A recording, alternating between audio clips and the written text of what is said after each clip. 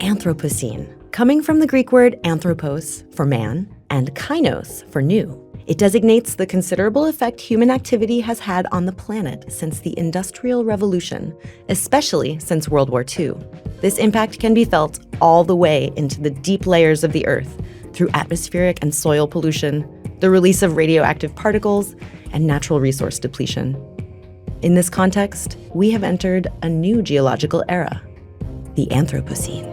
But more concretely, what does the Anthropocene really mean? And how is this idea reinventing tomorrow's world? I'm James. And I'm Amy. Together, let's decode the ideas that are shaping the future of sustainable construction. Constructing New Worlds by Saint-Gobain. Behind words, solutions, and innovations for a sustainable future.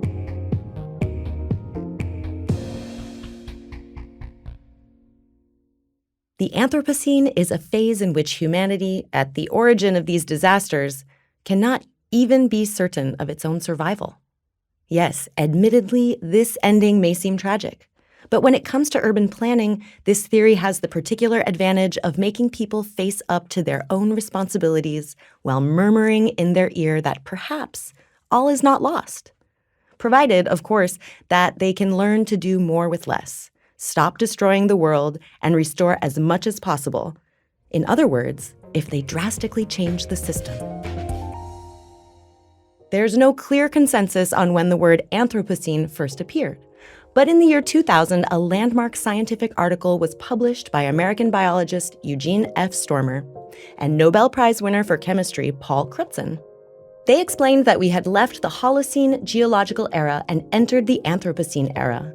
While this is a notion increasingly used by scientists and currently permeating through every academic discipline, it remains at times poorly understood and the subject of much debate. What makes it so contentious? Well, at the global level, everyone now accepts that rising temperatures, atmospheric climate change, pollution, and biodiversity decline are due to modern human activity. What bothers some people is the affirmation that human activity has left a trace in the planet's geological history before such a hypothesis has been officially confirmed by international scientific bodies. Other scientists also refute the idea of blaming humans for harming Earth's ecosystems. This is despite the fact that out of the 8 billion individuals alive on the planet today, 1 billion alone produce about 70% of greenhouse gases, while the others pay the price for the damage caused.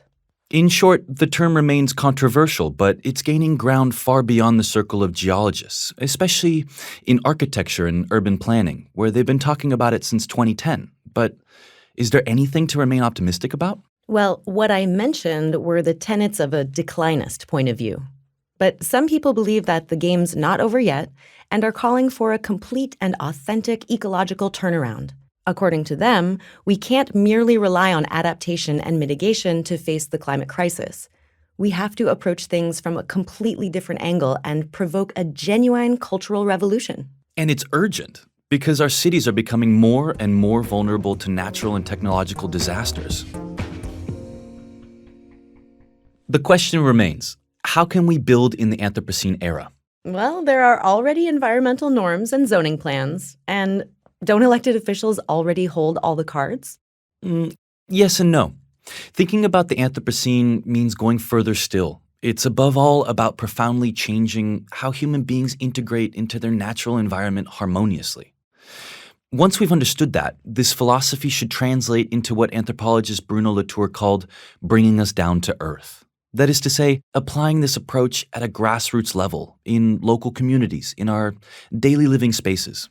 And how is the construction sector adopting this approach? Well, it's starting very gradually with weak signs for the moment, but architects, urban planners, engineers, and artists are finding more and more solutions and ideas centered around the Anthropocene. Some interesting projects include developing fast-growing plant-based materials and bioluminescence, which is light emitted by living organisms. There's also more focus on local renewable energy production, fresh water cycles, and environmental corridors, which allow animals to move about in the city.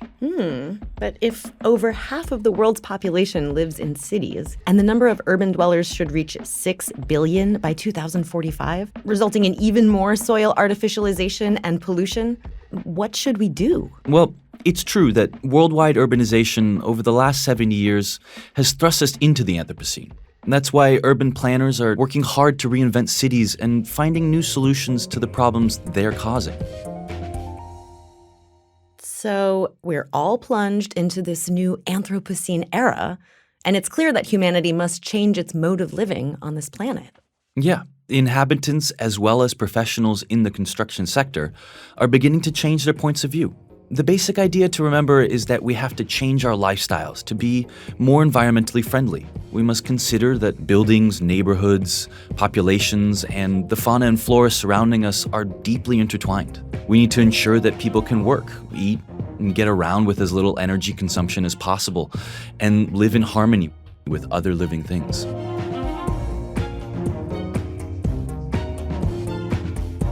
Constructing New Worlds by Saint-Gobain. Behind words, solutions, and innovations for a sustainable future.